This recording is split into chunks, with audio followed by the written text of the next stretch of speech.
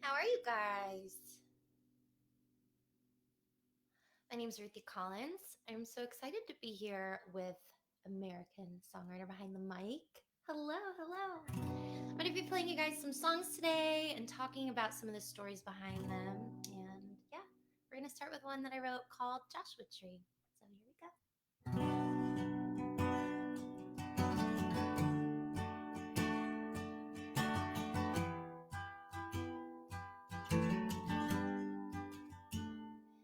I was young and you were too. Your world was spinning twice as fast.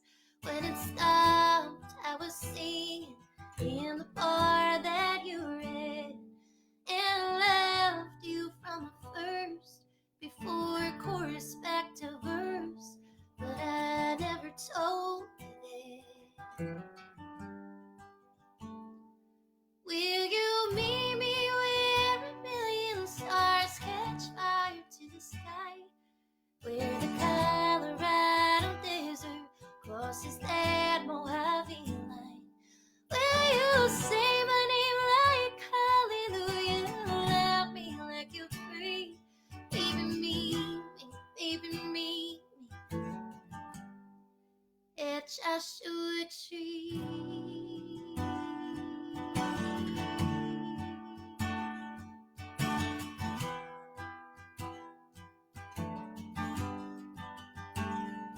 Every secret we've been keeping, every lie we didn't tell, and every moment we'd hold back from everybody but ourselves.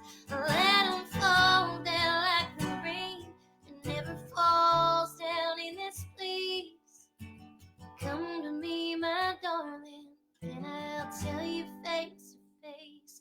Will you meet me where a million stars catch fire to the sky? Where the Colorado desert crosses that Mojave line? Will you say my name like hallelujah? Love me like you're free. Baby, me, baby, me. At Joshua Tree.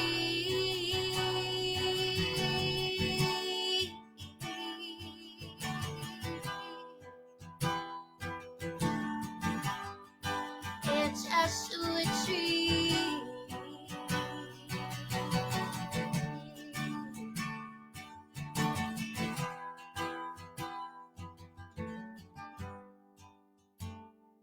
Light a candle, say a prayer, burn a fire in it.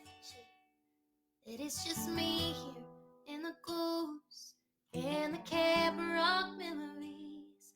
You've been gone so long it seems. Maybe it was all a dream. And as the sun sets through the sage and smoke, there is only one way.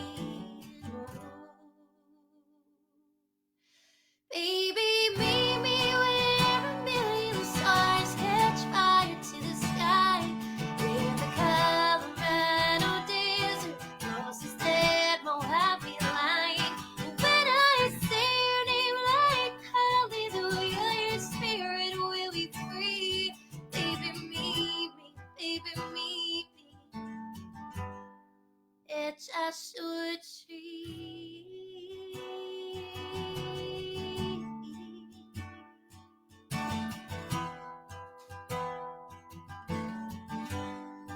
At Joshua Tree.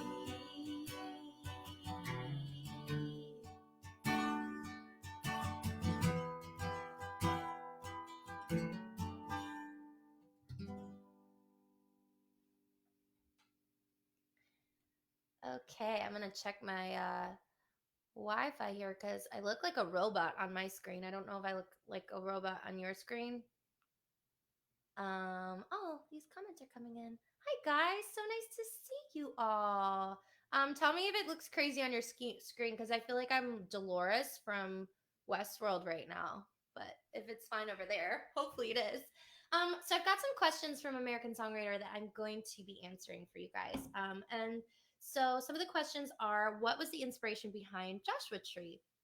And if you guys don't know, that's a song that I wrote about Graham Parsons and Emmylou Harris. I had read this article saying that Emmylou was about to tell Graham that she was actually in love with him. I don't know if any of this is true, but this is just what I heard. And that, they were about to go back on the road. Oh, I'm so glad. Thanks, guys. For me, it's like robotic, but I'll just not look at it. The story I'd heard that was that Emmylou was about to tell Graham that she was in love with him, but she didn't want to tell him over the phone, and they were about to go back on the road, and so she waited. But unfortunately, Graham passed away before she got the chance to tell him, and I just thought that was the saddest thing that I'd ever heard. So I decided to write a song. I wrote that with my buddy Luke Sheets, and I'm so glad that he took it on with me. We ended up filming the video for that song in the room that Graham Parsons died in, which was really spooky and amazing and really special. So yeah. And then another question I have is, how often do you write solo as opposed to co-writing? This has definitely changed through the years. I started writing songs basically totally by myself. And then when I moved to Nashville, I started writing with anybody that I could. And I co-wrote a lot, like constantly. I was still waiting tables at this point to support my songwriter habit, as I say. And I would co-write doubles the days that I weren't, didn't have like a waiting table shift. So I would write 10:30 to 2 and then 2 to 6. And then if I was, obviously I would write in the morning and then I would go wait tables at night. So I just wrote all the time, co-wrote all the time. And then I got my publishing deal and it was the same kind of thing, like 9 to 5 every day in the office, Monday through Friday. But now I'm kind of lucky and I've sort of reverted back to the old ways for me. And now I'm pretty much just writing when I'm inspired again, which is awesome. And so much, I prefer it that way so much. Now I write and I schedule co-writes with people that I really love and who I really enjoy their art. And there's a few in my camp now that if I have a really special idea, I'll save it for that person. Like I tend to save some of my ideas for Luke Sheets a lot because I know that we're going to write a great song if I write with him. But for the most part, I'm sort of just writing in the moment now. And if a guy says something to me and it breaks my heart, I'm going to go home and write a song about it within 20 minutes. And that is guaranteed. So that's kind of how I've been doing that lately, which is I'm really, really happy to be writing when I'm inspired again and not just trying to like factory farm songs all the time. That seems to be working for me. All right, so I'm going to play the title track from the record that we just released on April 3rd. So this is a brand new record and this is a title song. So this is Cold Comfort. Can you see my dog? She's like wandering around. I hear she's standing right behind me. Hazel, what are you doing? Go lay in your beddy. You want to say hi to Facebook? Can you see her? Here she is. That's Hazel, my greatest inspiration. You're my inspiration. She's like, what are you doing? Don't pay attention to me.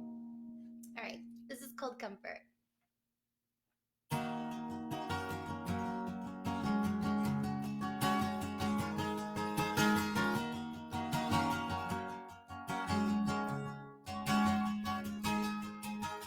Since the day we saw the end,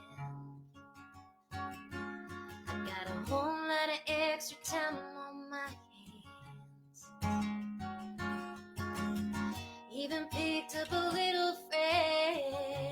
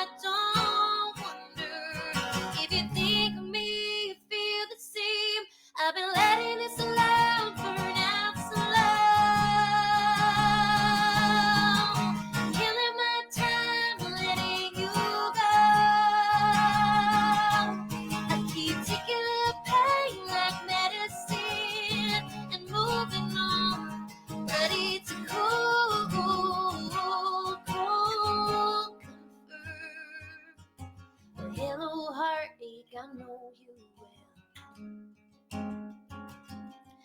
They say you're bad for my mental health. Getting strong got me aboard his hell. Yeah, it's a cold comfort when it doesn't hurt to hear your name, and when I don't wonder if you think of me, you feel the same. I've been letting this loud burn out so loud, killing my time, letting you go. I keep taking the pain like medicine and moving on, but it's a cold, cold comfort, 'cause you're still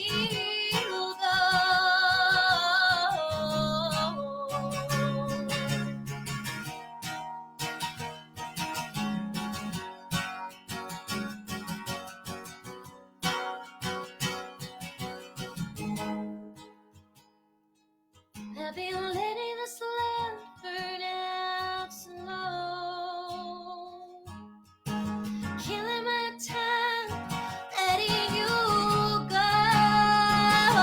I keep taking the pain like medicine and moving on, but it's a cold, cold comfort.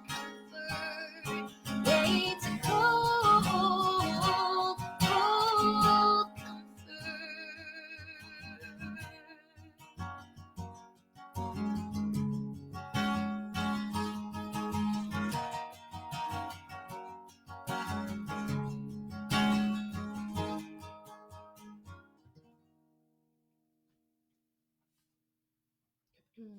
Hi guys. Oh, hi friend. Oh, thanks Andy. Hi George from Germany. So nice to see you, or see your name and chat on American Songwriter. Dang, Dallas is a warm comfort. Oh, thank you, Billy. Hi David. Yes, I can tell you about the guitar that I'm using, and how important is the guitar to you in your music. Okay, so this is like my baby, a big sort of thing that I'd always wanted since I was in college was a vintage Gibson. So this is a 1967 country western Gibson. She's in pretty good shape. You kind of have to get up really close even to see some of the veining on her. She almost looks like she's like a 1990s. She's in such great shape. But yeah, it's a country western, and let's see, SJ. I got her from Gruen's in Nashville. And yeah, basically, she's just my little dream girl. I wanted a guitar with a skinny neck, and I thought the pick guard was really interesting. I think the guitar, and also just the instrument that you play is super super important to songwriting for sure, because I am completely, well, I'm inspired very differently depending on what instrument I'm playing. So if I'm playing this guy, I might get a different idea than if I'm playing my J200, which I keep in an open tuning. It just makes me feel different. So I think it's really important. But, I started my career on a $500 guitar that I played for a decade. So that being said, I think it's important, but you don't necessarily have to have an expensive guitar. It's more about something that like feels good to your fingers, and the tone of it inspires you. So yeah. Oh, hi guys. So sweet. Nice to see you all. All right, so I'm gonna play the second song off of my record, and I'm actually doing a little series on Instagram right now called Off the Record, and this is Cheater Week, and I'm about to play Cheater. So this is a song I wrote after I had a very unfortunate date with a boy. It was my first date after I'd gotten out of a relationship, and I don't think I was ready. And it was a disaster. And I remember crying at the bar to this guy about my ex-boyfriend. Like, it was just bad. It was bad news bears, and I wasn't ready. And it was kind of one of those things where I felt like everyone was like, get back on the horse, you're gonna do okay. And I jumped back into the dating game way too soon, and it ended up being like a little traumatic.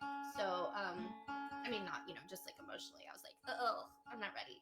So I wrote this song about it. I wrote this by myself a couple years back. This is called Cheater.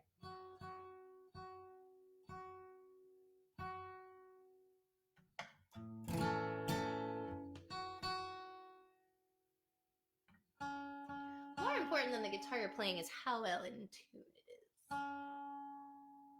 And how strong the battery is in your tuner. I think mine's dying.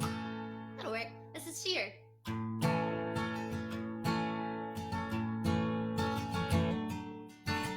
Last night I went on a date with a boy who called me green eyes. 'Cause my friends told me I'd feel better after the first time. Kissing someone new would make losing you feel alright. I don't feel alright. So I drank all the wine, tried not to cry, and I almost didn't. Wouldn't let him hold my hand at the bar where you did. And I got drunk enough to take him home, and I wish I didn't. I don't feel alright. If you're gone, why do I feel like a cheater? Why do I feel like a liar? Why do I feel like my heart is breaking in my chest? How long till I finally feel like it's over? I'm looking over your shoulder, wishing all the other boys were you. I shouldn't feel it, but I do. Cheater, cheater, cheater.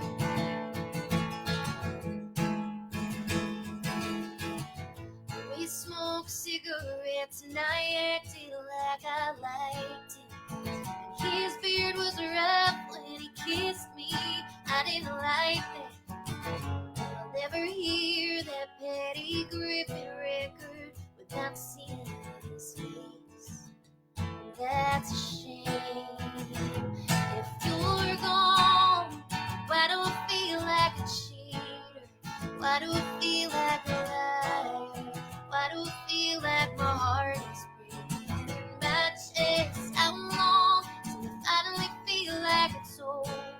I'm looking over my shoulder, wishing all the other boys were you. I shouldn't feel it, but I do. Cheater, cheater, oh cheater. Oh, we said goodbye, 'cause it wasn't right. Now everything else seems so wrong. If you're gone, why do I feel like a cheater? Why do I feel like a liar? I still feel like my heart is beating in my chest. How long till I finally feel like it's over? I'm wishing all the other boys were you. I shouldn't feel it, but I do. The whole world gets meaner without you.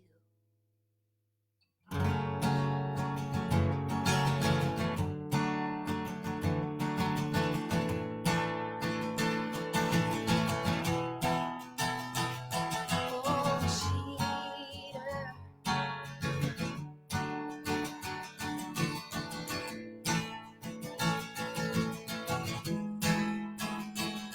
Oh, cheater. Cheater. Oh, cheater.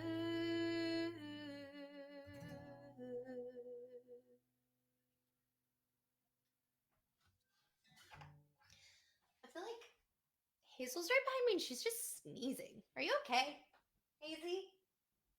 Do you have the allergies? She's fine. Okay, so we have a couple more questions for you guys. So this one is, how do you approach / prepare for a co-write? This is a really great question. As a lot of us, I'm sure I keep a long list of song ideas in my phone. And I always like to come in prepared with like a few different things. And usually I just start them. That way I know no matter what, no matter who's in the room, how our chemistry is, I know I'm gonna get a good song. I got a hair in my mouth. Ugh. Um, because you can kind of control the situation that way if you start out with something you really love. So I tend to like to have like three things started with maybe like a verse and a chorus. And then depending on who's there and what I think they might vibe with, I'll throw those out and play them and see what they're inspired for and what we're feeling like is, you know, feeling right for the day. But I definitely, there's a lot of people out there who like to go in blind and like not start with a title. Sometimes that works, but normally I like to have something started just because I like to know that I'm not wasting my time and that we're really going to get some good, efficient work, out of our time together. How do I handle writer's block? Um, I am really lucky that I'm in a position now, like I was saying earlier, where I really only write when I'm inspired. So I don't have to deal with writer's block. I do. I was actually telling a friend this the other day that I haven't been writing that much lately since lockdown. And if I go more than, I write a lot. So if I go 2 weeks without writing a song, I start to not feel like myself. And usually when I'm in one of those modes where I haven't really felt like picking up a guitar, or what it really is nothing has happened to me that's inspiring, which I've learned that if I'm up in my mom's house, which is beautiful, up on the farm in New York, not much is going on here though, guys. Like it's literally live stream and eat, sleep, and repeat. So obviously I'm not like having a lot of love inspiration these days sitting up here. So I'm not writing. I just feel like I don't have anything to say or write about because nothing's happening. Um, but usually in those moments, I go back to my favorite records, or I will go to Spotify and I will listen to like new releases or release radar or some of that. The algorithm is so good now that it's like, oh, Spotify knows me so well, they know what I'll be inspired by. So whenever I am having really bad writer's block, I go and I get inspired by other people's music. And it's not really ripping people off. It's just like it gets me excited if I hear like an interesting progression or like a really beautiful melody. I want to go write something like that makes me feel like that song. It's usually like the emotion grabs me and I want to go write something that's similar to that emotion of that song. So yes, definitely listening to music is the best way to get out of writer's block. Hi, George. Who do you listen to in your free time? Well, I listen to my favorites are like Patty Griffin, Gregory Alan Isakov, Kathleen Edwards, Brandy Carlisle, are some of my favorites. I recently discovered, gosh, I'm gonna have to look it up. It's Sarah Buxton's band. I think it's with like Natalie Hemby. This is the last thing I found on Spotify that I was just like, what? I love this. They put out an EP called After Dark, and the band name is Skyline Motel. And the song that I cannot stop listening to right now is Danger. Probably because I'm stuck in my house and I can't go anywhere. And if you guys know me, I love to travel and take epic adventures and have like beautiful romantic adventures. And you can't do that when you're in your mom's house. So I love you, mom. So yeah, that song is really making me feel like just the excitement about being back out in the world and being able to go on road trips and travel and do all those amazing things that make life so interesting. So I would say check them out, Skyline Motel. All right, I'm gonna play you guys one more song. This is a song off my record. I say that, well, I joke, but it's true. There's 11 songs on Cold Comfort, 10 sad ones, and one angry one. And this is the angry one. So, yeah, I had this boyfriend. He liked to have like 14 Bud Lights and leave these voice messages on my phone at 3 a.m, singing these Bruce Springsteen songs. And the one that he would sing most often was "Little girl, I wanna marry you. Little girl, I wanna marry you." But then, like the next morning, he'd be sober and he wasn't really talking about marrying me anymore. And I got really sick of it. It became pretty annoying. And so I wrote this song about it. This is called "Hey Little Girl."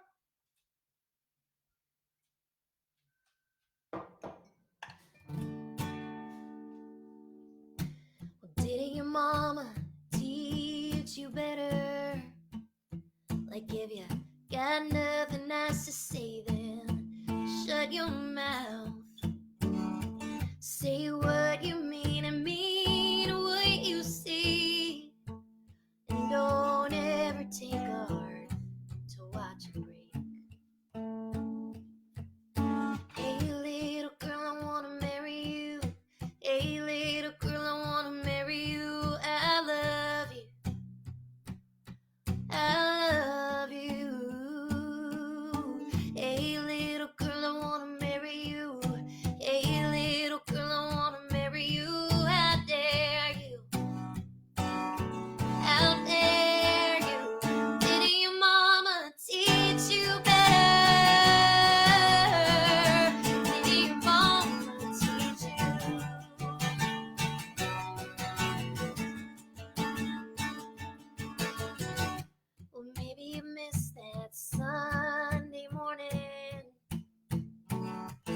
talking about forgiveness and how love is kind.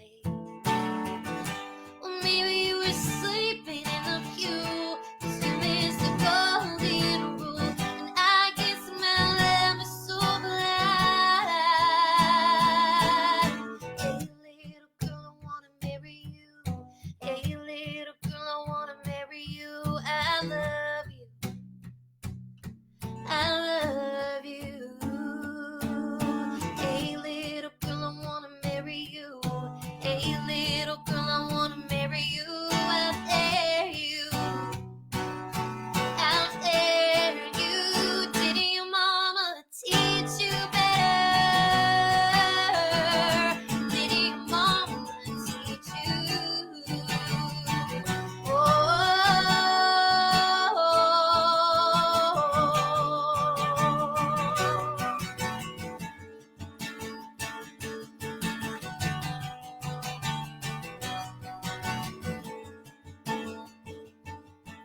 Hey, little girl, I wanna marry you. I love you. I love you. You don't know nothing about love, know nothing about love. Hey, little girl, I wanna marry you. Hey, little girl, I wanna marry you. How dare you? How dare you? Didn't your mama teach you better? Didn't your mama teach you? Oh, I know she taught you better. Didn't your mama teach you?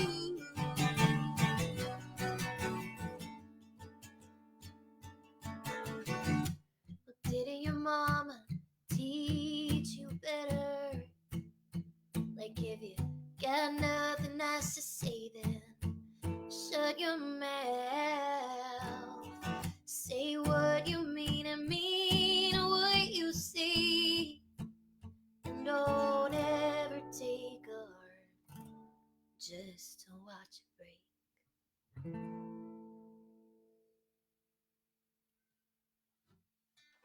All right. Well, I have a couple more questions that I'm going to answer for you guys. This one is, what is the best piece of songwriting advice that I've ever received? That's a really great question.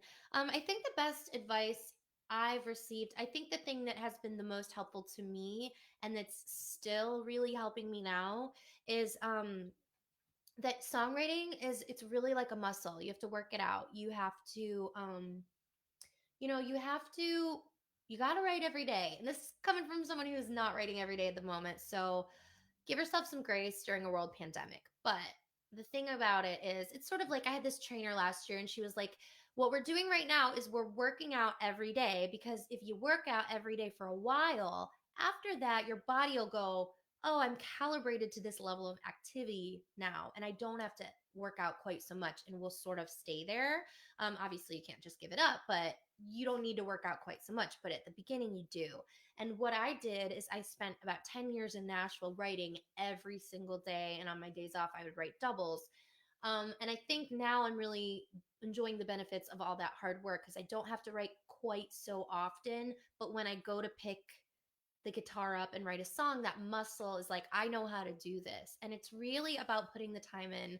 A lot of people like to say that talent is something you're born with. I think that's true a little bit. But really, I do believe that if you want to become a great songwriter, you just have to put the time in because it's a skill that you can practice. And you put your time in and you can become great at anything. That's really how I feel. So that's what I would say.